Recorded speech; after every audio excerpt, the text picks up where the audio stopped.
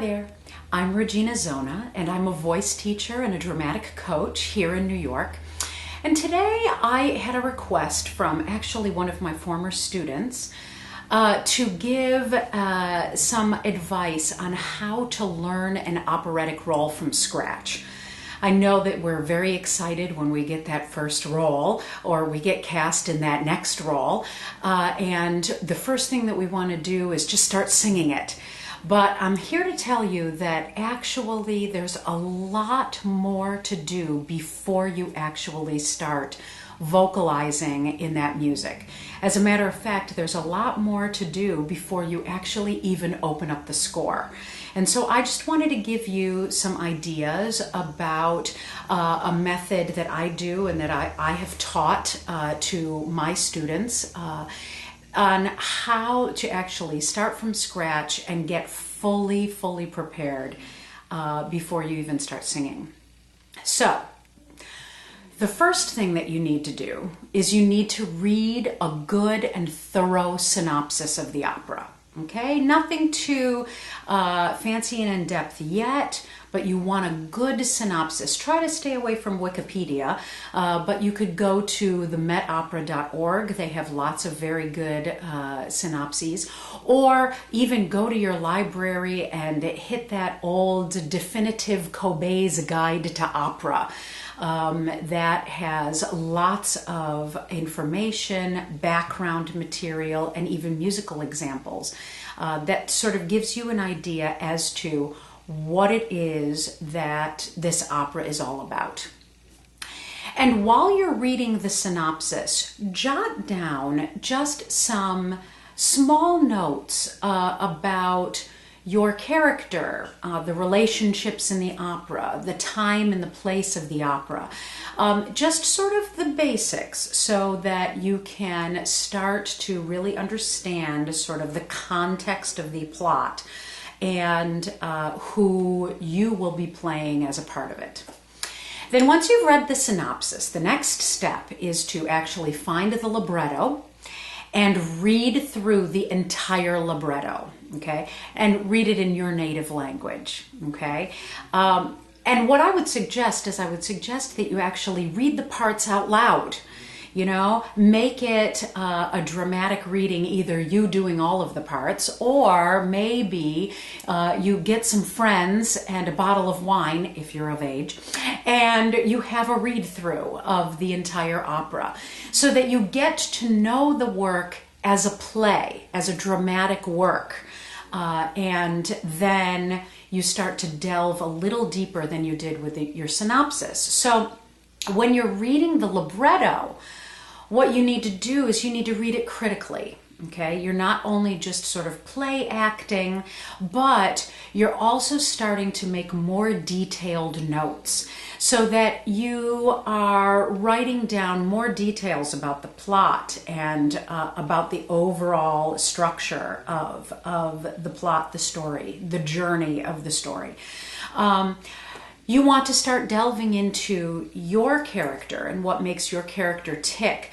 And that means asking yourself or finding out within that libretto, how do other characters describe your character?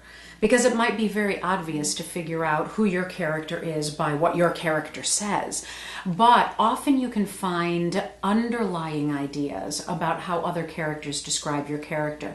And what is it about how your character speaks that informs you about who this person is?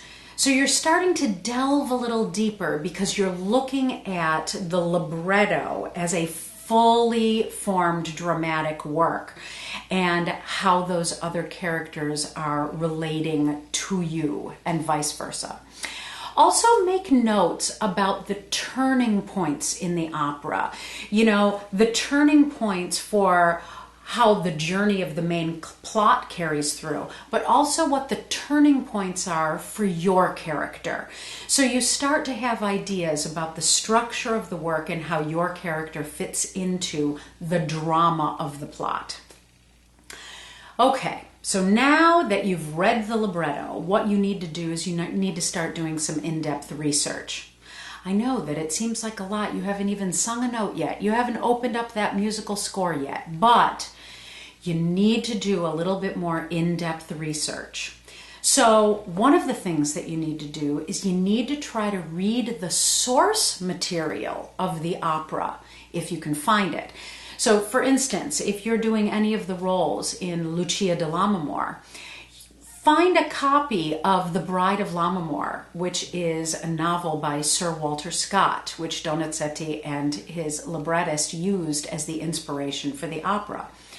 What's going to happen is that you're going to read a lot more information about these characters, about motivations, about the journey of the plot, which didn't make it into the opera because there's not enough time in the opera to cover every single plot point, every single character development.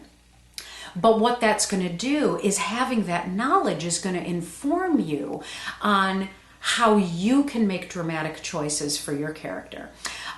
If you are singing a role in La Traviata, you need to read Dumas' novel, La Dame aux Camélias. Okay, and so that was the source material for that opera. If you're doing The Marriage of Figaro, you need to read the Beaumarchais play because that will give you more in-depth ideas about who these characters are and what motivates them. Then the other thing that you need to do is, now that you really sort of understand the overall structure and context of the opera, now what you need to do is you need to learn more about the period of history in which that opera is set. So, for instance, if you're doing The Marriage of Figaro, you really need to understand what feudal rights are all about. What that was all about, and then how that becomes such an important part of the plot. If you are doing The Magic Flute, you really need to understand about what the Masons are all about, and Mozart's affiliation with the Masons, and why he decided to use that as such an important structural element in that opera.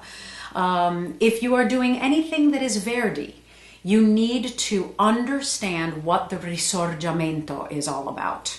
You need to study what that period is about and why that was so important to Verdi, and how it is that that theme always seems to permeate through Verdi's operas. If you are playing any romantic heroine, you need to learn what tuberculosis is and how that affects the human being, and how long one can survive with it, and how one's demise is created by tuberculosis. So you need to learn more about the history of the period of the opera. And then, again, that's going to inform you more about your character. Okay, so finally, you have ordered your score. Your score comes in, and it's finally time to crack it open, okay? But you're already armed with so much knowledge about what this opera is about and who these characters are that you're going to be playing and interacting with. So you open up the score, okay? And then the first thing that you probably should do is highlight your part, all right? Then what you want to do is you want to translate the entire score, including the stage directions. Any stage directions that are written in there, and surely some composers wrote more stage directions than others, but they're in there and you need to know what they are. So it's also very, very important. This seems obvious, but you can't imagine how many scores I have seen that do not include this. You need to make sure that you write in the translation of everyone's part, not just your own, okay?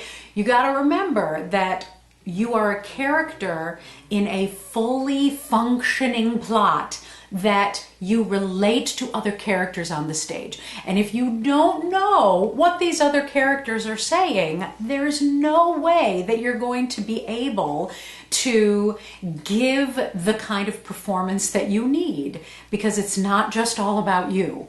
It's about how you relate to everyone around you. So you have to know what everybody else is saying, word for word, okay? It's really important that it's word for word. Then the last step in preparing the score that I like to do is I like to tab my score. Take those little sticky tabs that you can put along the side of the score, and you can break it up by either every scene gets a tab, or sometimes I've seen people where they tab where the scene begins that you are in, your character is in, and then the next tab is when your character leaves the stage. So you can do it in any way that is most organized and makes sense to you. But what these tabs do is it makes it very easy for you to get quickly to the scene that you're working on, rather than having to thumb through the score. All right, so now you have the score in hand. You've translated everything and it's organized. So now what you want to do is, with that score, you want to listen to a good recording of the opera, or listen to several good recordings of the opera. Don't just immediately go to those contemporary opera singers, the opera singers that are singing right now, but go to some historical recordings, historical recordings of some of the greats who perhaps didn't necessarily originate the role, but were close enough to when the work was written that the performance practice is authentic. So, and what I'm suggesting is that you listen to a recording first. Do not immediately go to a video. Because the thing is that you're still in the stage of absorbing all of the information about the work itself, about the characters, and you are starting to form your own ideas about what that character does and how that character interacts in the stage. And I would rather have you really just listen to the music armed with the translation, the libretto in front of you, rather than starting off being influenced by somebody else's performance. Okay, so get a recording. Make sure that you have the translation, the libretto in front of you, and read that while you listen. And then stop the recording every once in a while so that you can make notes. Make notes about musical things, like, are there recurring themes that you're hearing? And what do those recurring themes mean? If you don't actually know the first time that you listen through, that's okay. But jot down, okay, what does this theme mean when this character enters? Write down ideas about how the music informs you about who your character is. And how does the music describe your character when you aren't singing? You know, when another character is singing about your character, do they have a recurring theme, or does the way that they start singing differ than when they're talking about something else? Jot that down, because that informs you about who your character is and how other characters perceive your character in the opera. And that's very important to know. All right? So now you are armed with all of these notes, okay? You've made notes about the plot, you've made notes about characters, you've made notes about historical aspects, you've made notes about the music, and you are armed with all of this information. So the next step, I know you're thinking, oh yes, we can sing, right? We can sing? No, we can't sing yet.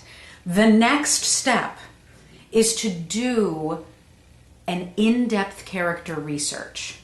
Okay, so that you are now so intimately involved with the libretto and the musical setting that now we need to do sort of that final research step before you actually start learning it, that really starts to define specifically who you are. Now, some of this in-depth research is not going to be stuff that you're actually going to find out in the opera. Some of this stuff you will find out in the source material. But sometimes if you can't find the source material, or the source material doesn't really go into some of these ideas, then what's going to happen is that you're actually going to have to make some stuff up. And that's the fun part. So this in-depth character research includes things like describe the social station of your character. Okay, so what is the social class of your character? What are the family ties? What is the job that your character does? Okay, is your character a peasant, a servant? Is your character aristocracy? Whatever it is, describe that social situation as clearly and specifically as possible. Then what you want to do is you want to describe the emotional journey of your character from the beginning of the opera to the end of the opera. Okay, so how does your character begin emotionally at the beginning of the opera, and then how does it change to the end of the opera, and how does he or she get there? Okay, so make that clear. This is a very important question. What does your character want in the opera? That is a very, very important question to ask. What does your character want in the opera? And then you need to determine, does the character get it or not? And then if he or she doesn't get it, what gets in the way? So that want question is super important. Then, what happens to your character just before the opera begins? And then, what happens to your character just after the opera ends? It's important, you know, I mean, the thing is that you know that in a play, in an opera, whatever, the audience is watching a moment in time, okay? They're not watching from the birth to the death. Well, maybe they are in some very long stories, but they're watching a moment in time. Sometimes it's a day, sometimes it's a week, sometimes it's a couple of months, sometimes it covers a couple of years. But it's a moment in time, which means that your character has been doing something before the opera began. And then when the opera ends, they're going to be doing something else. Maybe they died and they're going to heaven or hell, whatever it is. But you need to know what happens before and after. Okay, that's very important. I already discussed this a little bit, but how do other characters in the opera describe your character? And does your character consciously know how others think about him or her? And if that is the case, if they do consciously know, then how does that affect your character? That's an interesting thing to know. Then you need to start thinking about the character physically. Okay, so does your character have any distinguishing characteristics? For instance, you know, Rigoletto is supposed to be a hunchback. These things you need to know about this character.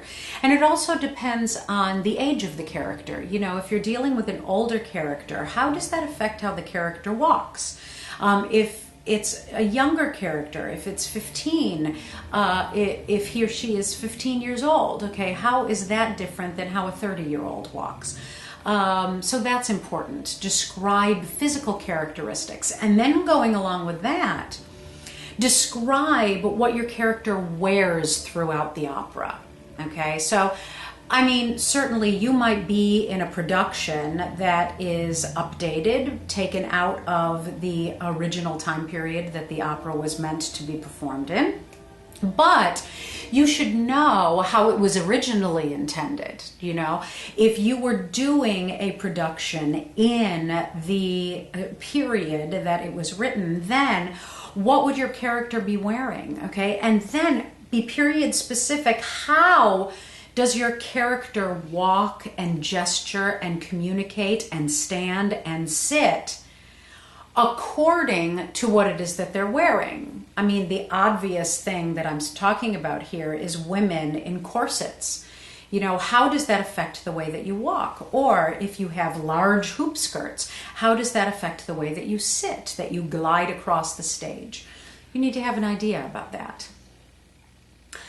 Then finally, when you're talking about finishing up doing this in-depth character research, you want to go back to the score. And you want to write down what the music throughout the opera tells us about your character. So when your character sings in the opera, how does the music describe him or her through melody, through rhythm, through tempo, through texture, through orchestration? You know, when your character is being talked about in the course of the opera, how does the music describe him or her using that same criteria? So that you're getting a sense of not only, you know, you've already done the research to figure out what the librettist thinks about your character, but now you start to discover what the composer thought about your character and how the composer realized that character, because that has to inform you. So that's super important. So try to be as specific as possible about that. Okay, so yet again, I just wanted to assure you that even though you have not yet sung a note, you have so much preparation under your belt right now. You now know this opera very intimately. And the thing is that even though you haven't sung anything yet, when you come to a rehearsal situation, you have to have all of this knowledge under your belt. You know, sometimes when you're performing in a full production, there are directors that have very, very specific ideas about what they want from your character. And they will tell you those ideas, and you may or may not agree with them. You are armed with all of this knowledge, and you have developed strong ideas of who you think that this character is. And armed with that knowledge, when you come to a rehearsal, if you have a director that has completely different ideas, then start a valid and professional discussion with them, saying, you know, that's an interesting way of coming across that. You know, when I was preparing it, I had these ideas about it. What do you think about that? And the director may absolutely welcome your ideas. Some directors may not welcome your ideas at all. And in that case, you are as professional as possible and you do what the director wants to see, but you have this knowledge that can still inform your character and inform how it is that you approach the rehearsal process in the opera. Now, some directors, on the other hand, will have absolutely no ideas about the characters and what it is that they want to see on the stage as far as in-depth relationships and how you move on the stage and so on and so forth. And they're going to require, that situation requires that you come up with this on your own. And so your chance of getting hired back by the company is to be able to create a fully formed character and stand out on your own without direction. And so that is why you have to be armed with this great knowledge. All right? So finally, we have come to the place where you are ready to start tackling the music. Okay? And everybody has their own methods as to how it is that they learn music, but these are the things that I suggest. First of all, when you're tackling an entire role, I would not start with the arias first, okay? The arias are obvious. Sometimes the arias are completely different entities from other things in the show. Sometimes the arias are just characters pontificating on their own, in their own idea. It's not moving the plot. It doesn't have much to do with anything but making beautiful music. And really, I think that what is most important for you to really get into that singing actor mode, which is what all of this research and preparation has been about, is for you to actually start with the small ensembles first.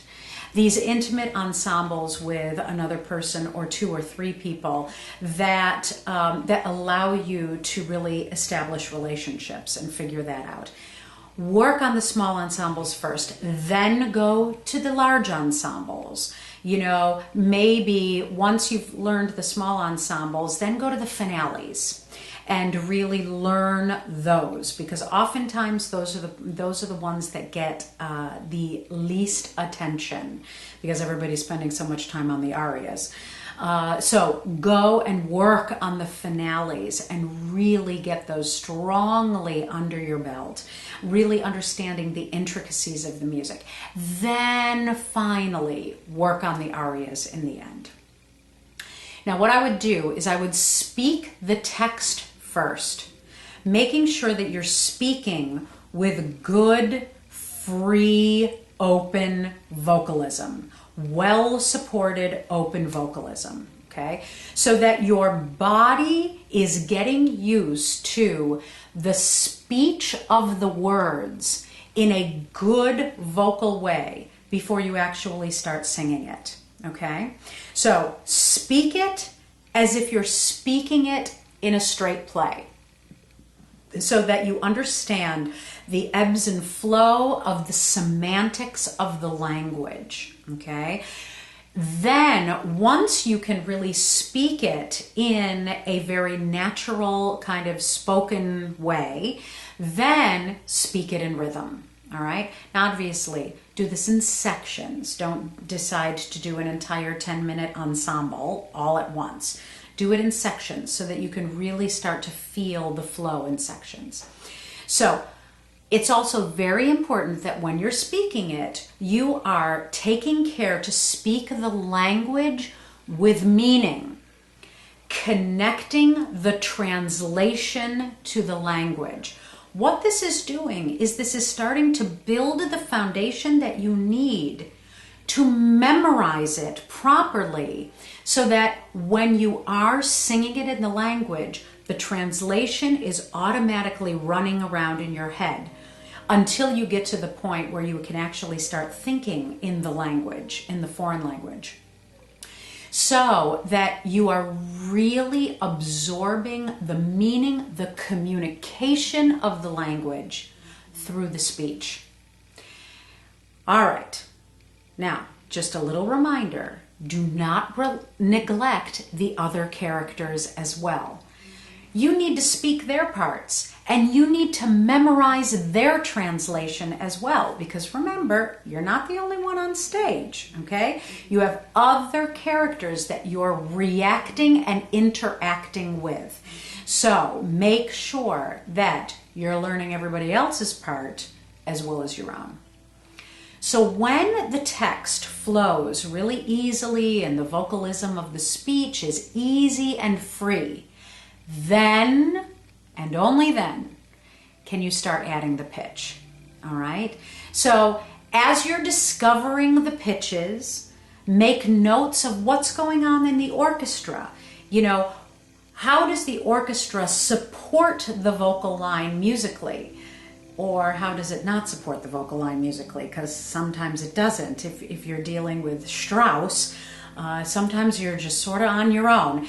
If you're in Mozart, there's a lot of support there. So understand that the orchestra is not just an accompaniment. The orchestra is there sometimes to answer you, sometimes to interact with you, sometimes to precede your thought, sometimes is a response to your thought, sometimes is there to bring out things that are deep within inside you, but you're not actually expressing in the words that you're singing. So figure out what is going on in the orchestra as you're learning these pitches and make notes about them. You know, what are your thoughts and your actions? Realizing that your thoughts and your actions as the character is what is making the music happen in the orchestra. So as you're learning, continue to make notes about your discoveries, about the characters, about the plot, about the music. You know, the more that you listen to it, the more that you sing it, the more that you study the libretto, the translation, the more that you start to get deeper insights about what is going on, and you're able to make choices. And that's what this process is all about. It's giving you the foundation to make as many choices as you want. Because when you have all of the knowledge underneath you, then you are able to make specific choices, and then you are given the right to change your mind in the moment. That's what's super important, and that's what's super exciting when you actually get to perform it. And all of a sudden you're in the moment and you realize, I never thought of it that way. And you start living in the space, in the mind space of that character. The last little thing that I'm going to say is make sure that you are fully memorized before your first musical rehearsal. You know, and this is something that is different than the musical theater world. In the musical theater world, the music staff teaches, or the music director teaches the cast the score when they start rehearsals. In opera rehearsals, oftentimes you might have one sing through of the entire opera before you get to staging rehearsals. There's no time to learn anything. So make sure that you are fully off book before that first rehearsal. And if you did all of this stuff beforehand, you're going to be golden. All right, so those are my ideas about learning a role from scratch. If you have other ideas or other things that you have done that really help you delve into these characters and into the operas, let me know. Write a comment below and share this with anybody that you think might find it helpful. So good luck.